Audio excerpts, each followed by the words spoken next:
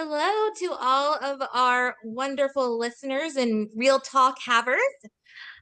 This is Real Talk with Jesse and Sherrod, episode 20 now, I believe. Yeah, Yes. I believe so. I think it is Oh, 20. can you believe that, Jesse? No, I cannot. Well, we are so honored to have our guest today, Mr. Scott Waldrop. I won't keep calling you Mr., but it just felt right in that time.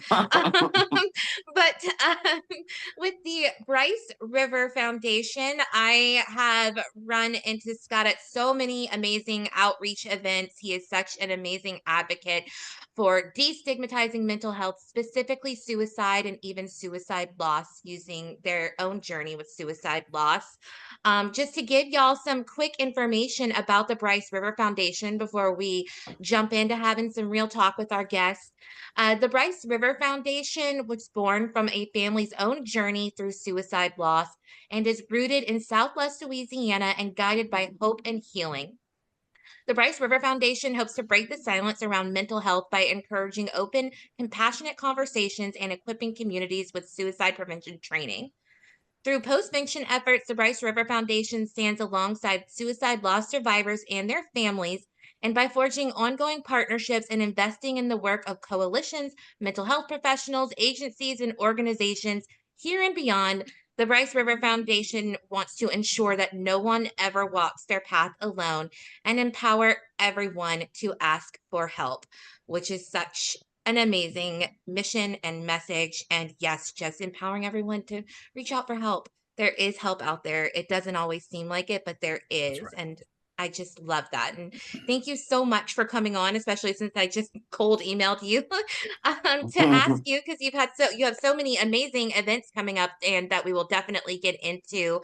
But before we get into that, Scott, would you mind just giving our listeners some background on your journey with starting the Bryce River Foundation? Yeah, for sure. Thank you guys for the invite. I was happy to be able to say yes to you for something because you've said yes to me for so many things. So thank you for the invite. Thank you for inviting me to have this conversation. I'm always happy to be able to talk about River. Bryce River was my son, who he died by suicide May of 23. He preferred River. So that's how I'll refer to him. I hope it doesn't confuse the people listening. But anyway, um, like you read in the introduction, our journey started from our grief. It was born out of our grief because we lost him, and I I I say this often when I'm talking to people about the work that we do. I've underestimated grief my entire life. I didn't have a clue how hurtful and how difficult grief was when you lose someone that you love so dearly, someone so close. I've lost peripheral people throughout my life, but never someone as dear and as close as my son. And his loss really sent me into a whirlwind. Um, I dealt with some pretty severe depression after his death, and man, there's grief is just so complicated. So we started reaching out for different ways to educate ourselves about what's normal, what I was experiencing in normal, and what is the path of grief supposed to look like. So we were seeking out some help for that, and we learned a lot about grieving and the grieving process. And one of the hard truths is it doesn't ever really end. People say time heals all wounds, but what really happens is time just changes the hurt. That as you mature and as you kind of get further away from that immediate loss, it just changes your perception and um, it changes how you can interact with that grief over time. But the healing is kind of mythical, if we're being honest about it. And my wife and I, Jessica, we got to a place where we just looked at each other and said, "This road that we're on isn't going to end well." There's this statistic out there about couples who lose a child, and Jessica is River's stepmom. She's not his natural mother. But they had a very loving and meaningful relationship. And anyway, when couples lose a child, they usually don't make it. Those marriages tend to end after that loss. And I completely understand it. We were in an unhealthy place, and I can understand how relationships end there. But she and I had the frame of mind to commit to one another that we had to change things before it changed us. And so we just kind of started talking with the people that we knew to talk about. We were looking for something healthy to do with our grief. We were looking for someplace we could volunteer, someplace we could serve. And we met with some other loss survivors to find out what their experience was like. And then we started meeting with organizations and professionals whom we had encountered over the years while contending for Rivers mental health. Um, People like Dr. Kevin Yadis at KDORA Counseling in McNeese State. We spoke with Ken Brown with Peer Initiative and pilots, and we spoke with civic leaders, people that run the the community foundation here in Southwest Louisiana, just more general types of service, people that helped lots of organizations, just not one specific thing. And what we found was we were just kind of overwhelmed with the amount of resources that were here that we didn't really know were there while we were in the fight. We discovered lots of people doing really amazing things who, to a large degree, were under resourced. Um, we might have learned about them, or we might have known more about them had they had better resources and had been able to cast a wider net and been able to serve more people. But because of the resources that they had, they were just kind of limited in their reach. And so it made a lot of sense to us. We were by no means looking to start a nonprofit. That was not on my bingo card. But it made sense to us that Jessica and I have the resources to be able to fundraise and kind of just reinvest that money through a foundation. It's why we call it Bryce River Foundation, because our original goal, our intent was just to raise money and then write checks to partners who we could clearly see were doing really good things in the mental wellness arena and in the suicide prevention and postvention work. Those people were everywhere, and we were really overwhelmed by the number of them who were doing just amazing things. We didn't need to reinvent mental wellness or healthcare, although it does have its share of problems, right? Like, if we're being honest, the system's not perfect. But there are lots of people who just needed more resources to be able to do what they're doing better and to a wider and a larger extent. So that's where we kind of found our footing. That's where we kind of kicked things off, was to operate as a foundation. Mhm. Wow, that is an incredible journey. And I mean, one, thank you for sharing y'all's journey with grief. It just is such an overwhelming experience to go through when losing a child and then adding the complicated grief aspect of it being a suicide loss, and to be able to fight so hard and advocate so hard for yourselves and for your marriage, and then to be able to grow that Yeah. into this ripple effect with helping others is amazing. One of the things, I'm getting the opportunity to speak at Rotary meetings and Kiwanis Club and lots of civic organizations like that now. And one of the things I try to convey to them, everybody thinks this is that suicide loss or suicidal ideation or mental wellness. They think those are like peripheral problems for other people in other places. No one really thinks that that's going to happen to them, or it's going to happen to someone in their friend group. So one of the things I try to communicate is that we were just a normal family. Yeah. Um, we were a blended family. Jessica came to our marriage with 3 kids of her own, and River was my only child.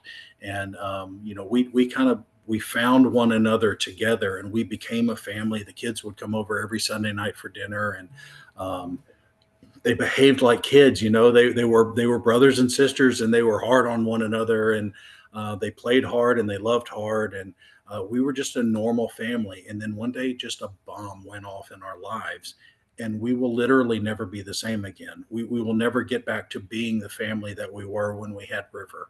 And so I try to communicate to people that this is not someone else's problem. This is not another community's problem. Calcasieu Parish really struggles with suicide loss. I was looking at, I think the most recent data we have is from 23, and that accounts for River. But the Calcasieu Parish is the rate of suicide is 46% higher than the national average. That is an us problem. That's not a somebody else's problem. So those are the kinds of things I try to communicate when we're talking to the community, when we're talking to community leaders, just to help them realize you never know who in your circle of influence, who in your friend group, who in your family might be in crisis. You just never know who you're going to encounter, who might need these resources that you've been able to learn. So we encourage people to have these kinds of conversations. It's really uncomfortable. Nobody likes talking about suicide or suicide loss or ideation. Those are all uncomfortable topics, but they're necessary in preventing more loss. We think every loss is preventable, and the more you know, the more you can assist someone in crisis.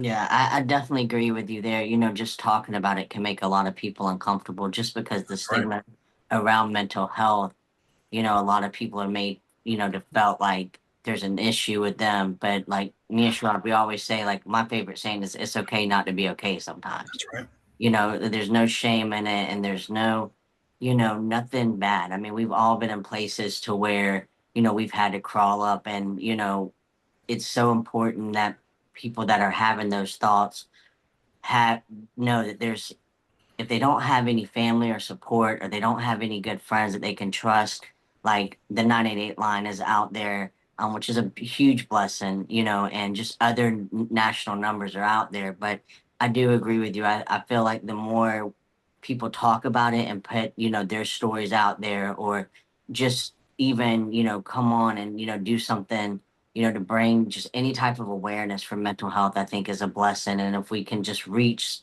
you know, as many people as we can, then I feel like, you know, we can try to save more lives every day. And that was the whole solely purpose of me and Sherrod creating this podcast, is I just wanted, you know, mental health awareness to be put out there, because I know the stigma around it, and it's awful. You know, a lot of people feel like there's something wrong with them because they suffer, and then they suffer alone. And, you know, to me, that's really sad that they feel like they have to do it Yeah, alone. that's right. I have a brother in life. We're not blood brothers, but we're as close as brothers can be. And David has a history with suicidal ideation himself.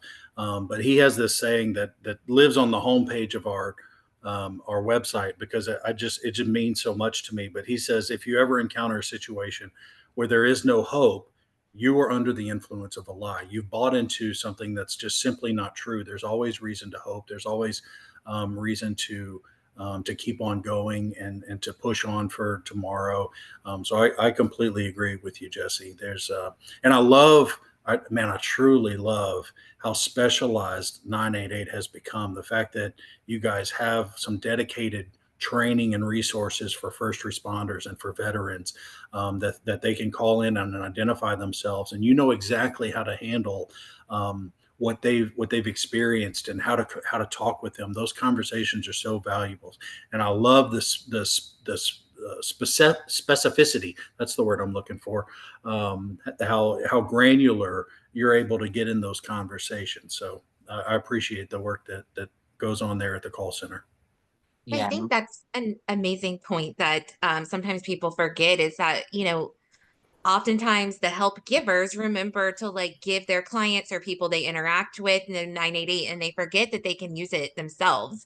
Right. Mhm. Um, that it is HIPAA compliant, it is private, it is confidential, and it's like your safe space where you can get your gunk out too. Because help givers and those that work in mental health and wellness are all superheroes, but I like to say nobody can be superhuman, and we all have human brains, and those brains need support to get that gunk out. And I love that quote on your website. I saw it when I was looking up some information for y'all's intro, and I Yeah.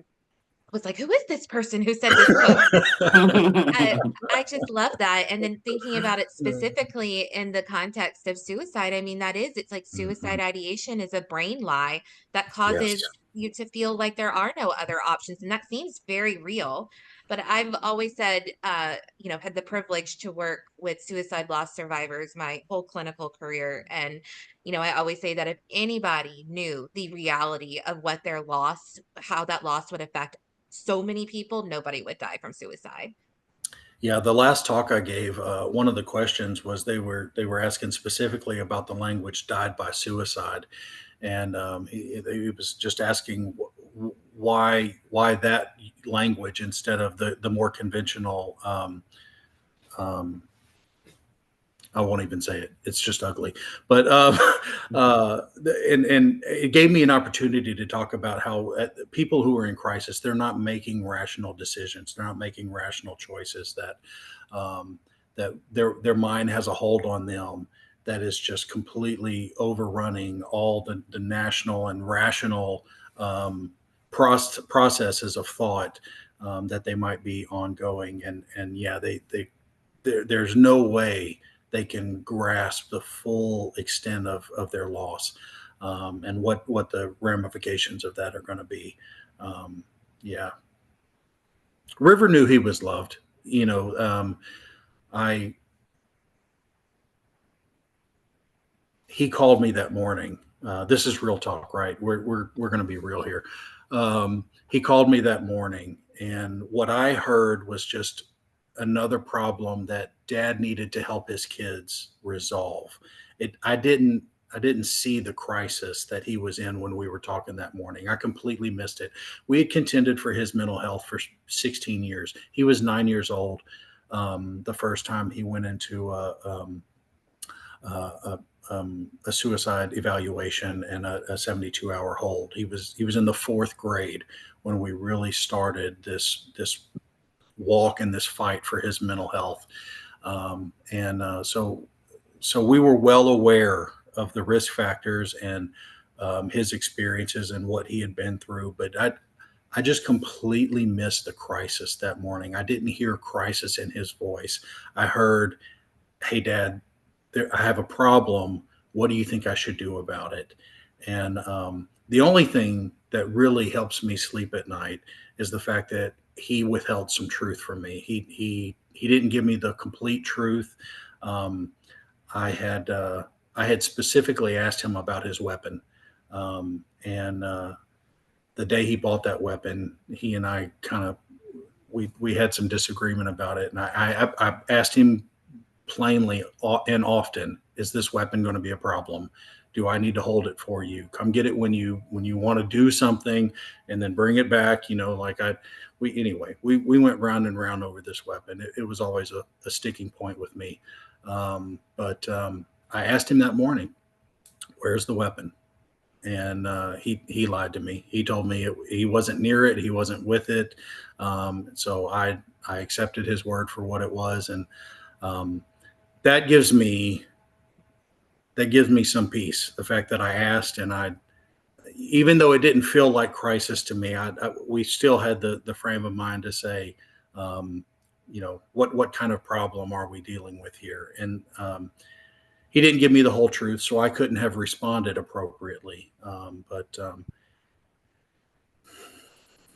it's really.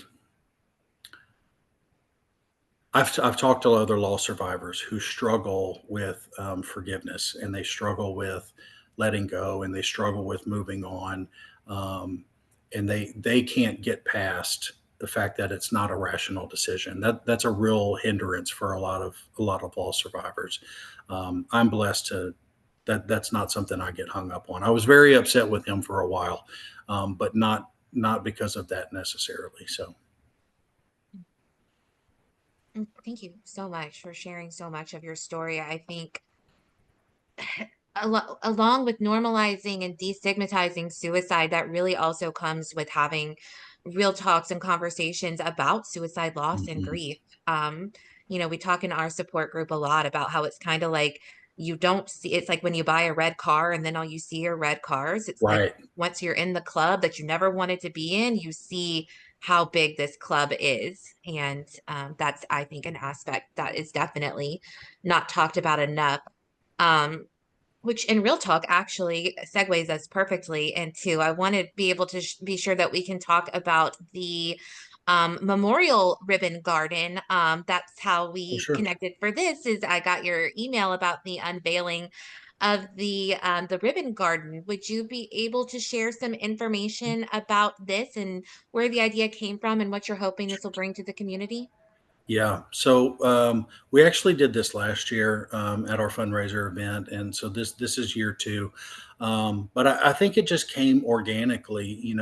Like you just said, when you're looking for people in red cars, you find them everywhere. And when you want to be an ostrich and you don't want to see, and you bury your head, you're not going to see. You're going to miss it. But man, we find loss survivors everywhere we go, and I think that's partly just because of the boldness with which we carry ourselves and identify as loss survivors. A lot of families don't do that, so that kind of makes us unique and it sets us apart. We wear foundation branded things all over the place. We have 988 stickers and decals on our car, and we wear it outwardly. And I think that invites other loss survivors to kind of come and share and engage with us. So um, since we started the foundation, we've met dozens and dozens and dozens of other loss survivors who are walking the road that we are, and we wanted to find a way to honor their loss without glamorizing it, but also just remind loss survivors that they're not alone, that there's lots of us, and we're all walking this road. Loss survivors carry a really high risk factor themselves. They're an at risk people group. Yeah. So reminding them that they're not isolated, that they're not alone, that they're a part of a larger thing. That's really important for us. But also just showing the community, again, that thing that we were talking about before. This isn't a problem for another state someplace else. This is a Calcasieu problem. This is something we need to fix for us. Um, so I wanted to create some kind of a visual that would show the community um, how many local losses we experience here as a community. And I forget how we came to the idea of the purple and teal ribbon, but we make these like political signs, the corrugated plastic yard signs. We cut out purple and teal prevention ribbons, and then we put the name of the one we've lost, the loved one, on the ribbon, so that we can identify that particular loss. Last year at our event, we made 100 of these ribbons, and we're planning to add at least another 50. If there's need for more than that, we'll add some more. But it's a big, overwhelming display, and our goal is we kick it off at our event in August, but they will be on display the whole month of September for Prevention Month. And we move them they'll be on display a week at a time at different places, and lots of businesses contact us and say, hey, we want to host the ribbons, bring them to us. And we had such a large response from it last year that the ribbons were out almost until Halloween. We just wanted them out during September for Prevention Month, but they were up almost to the end of October and Halloween season, just because there were so many businesses who said, hey, bring them by. We would love to be a part of this. And we weren't about to say no. If you want to host the ribbons and you want to engage the prevention community, we want to support your yes. So we just left them out, and our volunteers just kept moving them, and it was a tremendous thing. Dr. Yadis, I mentioned him before at KDCC. He told me he's tried for years to engage in the community, and he could never really connect. But we were able to find a way that the community could identify with and they could connect with, and they wanted to come on board and be a part of it. And we were overwhelmed by the love and the support that we had last year. So we were excited to bring it back. We're excited to remember and to honor those that we've lost. But we really just want to embrace those loss survivors. And and remind them that how much we love them and how valuable they are. Yeah, And that's real amazing. where is it going to be? So our fundraiser is at Crying Eagle. They host us on McNeese Street in Lake Charles. So we'll present them there the day of our event, and they'll stay up at Crying Eagle for a week, and then we'll move them throughout the community beyond that. They go to lots of different places. We have churches who say, "Hey, bring them to us." There's some animal hospitals, some animal clinics who support us, and it they just show up at lots of different places. Restaurants invite us to come out and be a part of that. We have them on campus at McNeese State, um, just to engage with that student body. We know adolescent and young adults. That's a particularly high risk people group. So we try to engage with them. But it's uh, it's a very bittersweet thing. I love the response that we get from those ribbons, but every one of them just devastates me and breaks my heart because I know the loss that comes with it.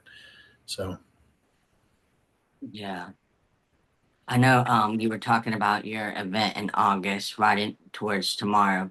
Could you share some information about this event and how people can attend? yeah, so we decided we were going to be a foundation, and that meant we had to raise money. So then we started trying to figure out, okay, well, how are we going to raise money? Let's not do a golf tournament. Like the world has way too many golf tournaments. We don't need any more of those. So River used cycling as one of his coping mechanisms for his depression. Cycling was something that he would do often and greatly, just to try to clear his mind and to sweat and to exercise. And exercise is something really healthy to do for depression, and sunshine is really healthy for depression. So cycling checked a couple of boxes there, and he loved doing it, and he loved repairing them. He would find bikes people were discarding on the side of the road. He would pick them up and get them back in working order, and then he would just give them away to people. He would donate them to people, and Wow. so they were just a really it was a very personal thing for him, and it was something that we could identify with him. So we thought a cycling event was a good fundraiser to try to step out in, and we didn't really know how successful it was going to be here in Lake Charles. There's two other cycling events, one in the spring and then one in the fall, and they're very well established rides. And one of them's 15 years old, and one of them's probably 25 years old. But we just thought that the cycling community could support another bike ride. It wouldn't be like adding another golf tournament on the calendar. Right. There's already 52 golf tournaments. We thought a bike ride would gain a lot of support. It's a way for us to engage in even recreational cyclists. You can come and do a family ride. You can do a short distance ride, and it's not a big ask. It's not a tall order. You can just come and spend the morning with us, and still participate without doing the longer, more intermediate and advanced routes. But cyclists they're also kind of like runners. They travel. They will come from all over to participate in an event, just because there's not that many of them out there. So they will find a destination and they will come to it. So we thought it was also a way to kind of pull in from outlying areas and communities, and try to support the work that we were doing. So I mentioned last year was our first one. And it was a really successful event. We had good participation. We exceeded our fundraising goal. So it was very exciting for us. We did it in August as not to interfere with those other bike rides. I told you there's one in the spring and the one in the fall. We didn't want to be a problem. We want to be good community partners. So we picked the hot month to do ours. Um, but people who they're going to ride their bike regardless. People who want to cycle, they're going to be on their bike and they're going to be Right. sweating whether we have an organized event or not. So we embrace the heat, and we just try to make sure no one's overheating, and there's medical attention if they need it, and we've got lots of cooling towels and rags, and we're trying to add some watermelon this year. We think that'll be a nice treat at the finish line to cool down to. Um, but yeah, so Crying Eagle, they're really gracious host. and they're in a part of town where we can safely get cyclists out of like high traffic areas and into more rural roads where it's a little safer for them to ride and to be involved. So our family ride is a 6 mile route, and it's actually on a closed course. The marshal's office closes the traffic on that road, so we can have small children out there without a risk of having some kind of an accident. So they'll ride out 3 miles, and then there's a rest stop at Stables at La Bocage, which is a really upscale horse stable. It is a beautiful place. And they're really kind to let us have a rest stop there, and the families can get down and they can take photos with the horses and refresh themselves. We'll have some drinks and stuff for them there, and then they can hop back on their bikes and come back to the brewery. And then we have an intermediate route that's 27 miles and an advanced route that's 50 miles. And new for this year, we actually added a ruck. I didn't know what a ruck was, but I guess it's just a little training hike. But they wear a weighted vest, and I guess it's a military exercise is what it is. Lots of the veterans and the first responders that we support, they requested that we add something that didn't involve a bicycle. So we added a 3 mile ruck to the event this year, and they'll start at the horse stable and then end at the brewery. And so that's something new that we added, that something maybe the runners can do and not necessarily have to fight with getting on a bicycle or trying to figure out how far they can ride or any of those things. So and then we also offer some things for people who don't want to ride. So we have a VIP option where you can just come and enjoy our hospitality and partake in some of the food and the beverages that we provide. But we have a pop-up market there in the parking lot at Crying Eagle. And there's a lot of retailers and crafts people, but we also have resource tables where our partners, the people that we support through the foundation and the ones that we know are just doing really amazing things in the community, we want to give them to talk about the work that they do so that people aren't in the dark the way that we were. And I remind all of our riders before every event, you yourself may not need that resource, but somebody in your friend group, somebody in your family, somebody in your circle, they might. And a referral from you could mean life or death. Like it literally could mean life or death. So we just encourage people to hear from those providers and the organizations who are there, and see what they offer, and so, just so you have a general idea of like where to go find something if you might need it. One of the things we're adding this year is our host, our MC from CBS Lake Charles. She's going to do interviews with those partners, like little 3-minute overviews of what they offer, so that even if somebody doesn't go to that resource table, they still might have an opportunity to hear what's happening. So we'll just do some quick little interviews over the PA there at the facility, and give them another opportunity to tell people about the work that they're doing. Like I said, even if they don't come and have a face-to-face interaction, we think it's really important just to make yourself aware of what's available in our community. Yeah, that's amazing. I know my colleague in outreach went last year, Tammy, to the event, Yes, and she said it was absolutely amazing. This year, our sister agency, as I will call them, in 988 LACG is going to attend to great. invite a table there. So we just always appreciate how much you reach out and include us. And it's so Yeah. amazing to bring the resources in, and really smart about putting it over the PA. And because sometimes, especially someone who might really be struggling, it can be intimidating to walk up to a resource table. Mhm. I promise you, don't be intimidated. We want to That's hear right. from you no matter what, but it's completely understandable, just not really even knowing how to start that conversation. So, kind of providing an extra space to hear about the resource. That's really, really smart. It's really easily when you feel isolated, just to say nobody cares and nobody wants to help without actually putting any effort forth. That it makes you really vulnerable when you start asking for help and trying to see if it's even out there. So that's where we kind of had the idea about publicly talking about the resources, and rather instead of just inviting that one-on-one interaction, just to kind of break down another barrier and make it easier for someone to approach. So Well, we've talked about this a lot all throughout our conversation, which is wonderful. Thank you. But not but and with that, with all that we've been talking about today, all of your advocacy and efforts with ending stigmatization around mental health and specifically suicide, if you could say one thing to anyone who might be listening out there who is having thoughts of suicide, what would you say to them? I would say call that lie for what it is. That's what I would say.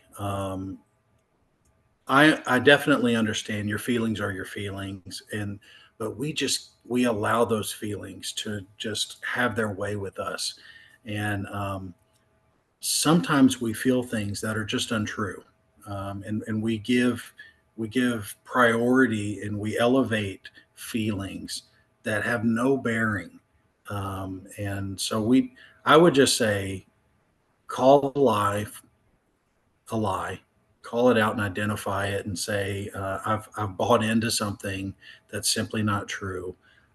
There are people who want to help. There are people who are equipped to get me unstuck, and to reach out, take that bold, courageous step forward, and ask for help. You might be you might be surprised who responds, but I, you don't have to stay in isolation. I don't know if that's fair to say, but I think sometimes isolation is a choice. When I was fighting my depression, and my grief, I sought isolation. I didn't want to have to talk to anybody about our loss or what we were feeling. I didn't want to have to explain it all again. I just wanted to be alone in my pain. And I can see that I chose that. And thankfully, I have a wife who is very fierce. And she said, "Mister, we got to get going. You can't just stay stuck. We're gonna have to go somewhere. We're gonna have to, you know what I mean? We're gonna have to take some steps forward to Right. get out of this hole." And I'm so grateful for her for giving me that loving shove. But I I'm all too aware of how people feel comfortable and they feel like that's the right thing. But that's just false. It's not accurate. It's not good for you, and it's not the way out. So call it a lie, identify it, and then be courageous and ask for help. I think that's some amazing advice. Definitely, like you said, reach out if you're having those thoughts because you never know who can answer. And I know, you lost your son. If you could share anything with listeners who may be grieving a suicide loss, what would you tell them? I don't even know where I heard it from, but someone in my friend group um, told me you have to give yourself grace, and freedom to cry when you need to cry. Because sometimes crying's a problem. Sometimes people are afraid to cry. But when you're hurting and you need to cry, give yourself the freedom to be able to do that. But when you're also in a space where you can enjoy life and you can have some fun, there's grace for that too. You don't. It's not healthy to feel like you're doing your loved one a disservice by having fun and enjoying life. Um, they want what's best for you. They don't want you to just be burdened and stuck in your pain. They want you to move forward. Not moving forward's a little bit dismissive. That's not the language I want to use. But they want you to have the freedom to enjoy life and to be able to have fun when you feel like having fun. But hurting and crying, that is also very acceptable. The thing I misunderstood most about grief, I was familiar with the steps. I think that's pretty pervasive throughout society. I think most people know Right. that there are steps and phases to grief, but I thought they worked almost like a 12-step program. I thought I'd check this one off, and then I would move on to the next step, and then I would work on that one for a little while, and then I would check it off, and then I would move on to the next one. That is absolutely not how those steps work. They're very cyclical, and they happen over and over and over again. You might think you've dealt with anger, but that sucker's coming back around, and it's going to ambush you, and it's going to surprise you, and you're not going to see it coming. But those things, those steps and those phases of grief, they're going to happen over and over again. It's one of the reasons I say grief never really ends, because those ambushes come from all over the place. This is, y'all are going to think this is the most random thing, but I saw before we were getting ready for our call, I saw some news that Chuck Mangione, the jazz trumpet player, had died earlier today. Um, Chuck Mangione made lots and lots of guest appearances on the animated series King of the Hill. King of the Hill is like, nothing in the world means river more to me than that series King of the Hill. It was just something he and I shared together, and we bonded over that sense of humor and that quirkiness and the silliness of, like, we felt like we knew all of those characters. They were people in our lives. And so I saw this announcement about Chuck Mangione today, and it just hit me right in my feels, because it felt like this river adjacent loss, and those ambushes come from all over the place, and they're the most obscure and bizarre things. But they're not forever. They're not. That pain isn't forever. It becomes, wave like, and there are times and there are moments when it is just unbearable and it is brutal. But there are times of absolute peace, and you've just got to give yourself the freedom and the grace to embrace it all. And it's there's hope. There's hope to keep going. It's a really wonderful message. I love that. There's hope to keep Yeah. going. We didn't really intend to be programmatic. Jessica and I both have day jobs. We didn't intend to like start new careers by running this foundation. One of the reasons we chose a foundation. We didn't want to leave our work. A foundation is something we can raise money and write checks, and you can kind of operate peripherally, so to speak. But to start to serve and to be programmatic, that takes a little more time and a little more energy. But we're finding these kind of crevices and these cracks between resources that we can do programmatic things and we can serve in.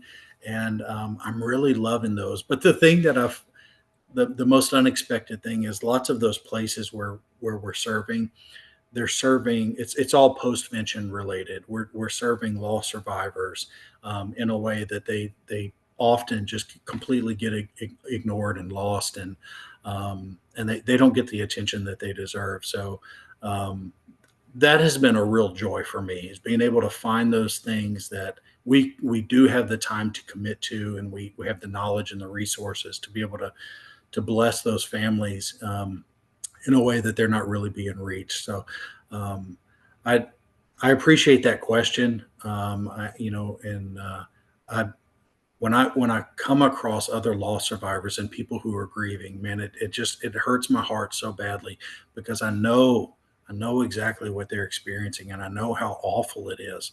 And it is just so bittersweet in some ways. Um, in some ways, I come across them and I'm like, oh, there's another one, right? Like there's somebody else in my camp and somebody else on my team. But then I'm reminded, like, oh, they lost. They Yeah. lost someone, Yeah. and it's like those ribbons, it's that same bittersweet experience. But they're everywhere, man. There's so many lost survivors. It really overwhelms me sometimes, the amount of loss that's out there. So we've got to keep doing the prevention work, and I'll we'll love on the ones who are left behind, and we'll serve the lost survivors. But if we can do anything to prevent it, that's the best route. Well, and postvention is prevention. Yeah. Um, And so clearly you're very busy, as you even just mentioned. The foundation is not even your main gig or only gig. It's not. It's not. So with your job and your foundation and just clearly all of the work that you do with intentionality for yourself, we love to talk self-care on the show or Good. self-maintenance, Good. however you would like to define it. What is your kind of go-to self-care for yourself, and how can you tell if you might be getting to a space of becoming overwhelmed and you need to be more intentional? Yeah, the stress is an easy factor for me to identify. That Mhm. stress always comes before that overwhelming takedown. So I try to be really cognizant of stress. Jessica is constantly reminding me when she can see the stress starts presenting outwardly. Um, yeah, self care, man, you're dead on about that. That is a tough one, and it's easy to neglect. I love massages, grief massages, and that is a really great spot for me to be. I also love road trips. Driving is really therapeutic, and I don't know the physics of it, but I like taking a road trip and going someplace new and experiencing something different. That's a lot of fun. Um, Jessica and I do dinner with friends often. We're blessed. We have an amazing support system and some amazing friends who come alongside us, and they serve their foundation and they serve our events, and they serve us personally. And we go to dinner, and um, they give me lots to laugh about. And when I allow myself the freedom to be able to do that and to enjoy that, I think dinner is a really good gift. This one might be controversial, but I also love smoking cigars. Cigars bring me a lot of peace and a lot of relaxation. So I sit on the back porch and I rub puppy dog ears, and I enjoy cigars. So those are the most common ways I get to enjoy some self care. And I am with you on the controversial cigars. My husband and I love them. That is like when we have our best Yes. talks. It was even in our wedding Yes. vows that we have our porch talks with our cigars. So, you know, we've Uh, talked about this before. I There's love it. balance in everything. So, That's right. Yeah. All things in moderation. All things in yes. moderation. Yeah, Um, I definitely agree. And for anyone who would like to become involved with the foundation, how can they reach out to you or yeah. become involved?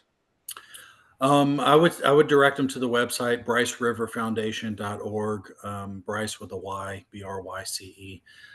There's a form on there you can fill out and say, hey, I want to connect with you guys, or I want to help, or maybe support for you looks like a donation. There's a place where you can donate on there. We would love that. Um, our board of directors does not get paid. We don't have any staff people. Every dollar that people donate either gets passed on to another organization that we believe in and we know their work firsthand, or it goes to serve one of the programs that we're putting together and producing to serve loss survivors. And it also funds training. We support suicide prevention training here in the community. Amazing. And we will have that website linked in the description of the episode on whichever platform you are choosing to listen to us on. Just go find it. That wasn't very helpful, but whatever, how it goes. We'll have it linked. Wherever you are, the content is there. Yeah. Yes. Yes. Yeah, it was a good thing I've ended us on such a high note with that one. Well, it's real talk. Scott, we cannot thank you enough for coming on, for sharing Appreciate your information, for sharing your story. Thank you so much for what you do with the community, and thank you for spending you. some Yeah, time to have some real talk with us today. Yeah, you bet. thank you so much. We greatly appreciate it. I'm going to recap the bike ride real quick if you don't mind. Okay. It's August 16th, 2025 at Crying Eagle Brewing Company. To register for a ride, you can go to bikereg, BIKEREG .com. and search for Ride Towards Tomorrow, and you'll find the event there, and you can register. There's a VIP option that says "Don't Make Me Ride." You can just come and hang out with us, and then there's all of the other routes that we talked about. Even if you don't participate, so to speak, just come and hang out with us. Come and talk with the people at the resource tables, and enjoy some food at Crying Eagle, and tell them thank you for supporting suicide prevention here in the community. And we'd love to meet you, and we'd love to say hello. Perfect. And we will link that bikereg.com as well to wherever you are, as I've described so eloquently. It's also linked on the foundation page if you just want to go there and find it. But cyclists know to look for those registrations on BikeReg. That's a hub for the cycling community. So we embrace that and run our registration through those guys so that all the cyclists can find us. Okay. I don't know how to ride a bike because the saying Is that true? It's true. You can forget. I forgot, but I got a bike for Christmas. Thank you, Mom. So did my husband. So we're going to relearn. He already knows, but I don't know. So hopefully I'll be in bike riding shape next August, and maybe I can. I love that. That's so exciting. So yeah. No, just, you can forget how to ride a bike, and I'm just going to put that out there for people. It'll come back to you. Yeah. Well, you see, you say that's a whole other story, but I thought it would in my 20s when I entered into a triathlon, and they probably have a bike riding test beforehand now because I crashed multiple times. Oh no. I finished. It was just embarrassing. At least you finished. I did. Yeah, at the peril of many a volunteer who I almost ran into. So, oh gosh. A whole other thing. Okay, what are we doing? Y'all are welcome for that lesson on my lack of bike riding skills. But even those that are not good at bike riding can ride towards tomorrow. And Right. That's right. You can walk, or you can do the ruck, and or you can just come hang out. There's nothing wrong with hanging out. That's a sign of community support, and we would love to have it. Wonderful. All right, Jesse, you ready for our sign off? Yes. This has been Jesse and Sherrard with no filters, No fluff, just real talk. Thank y'all. Thank you.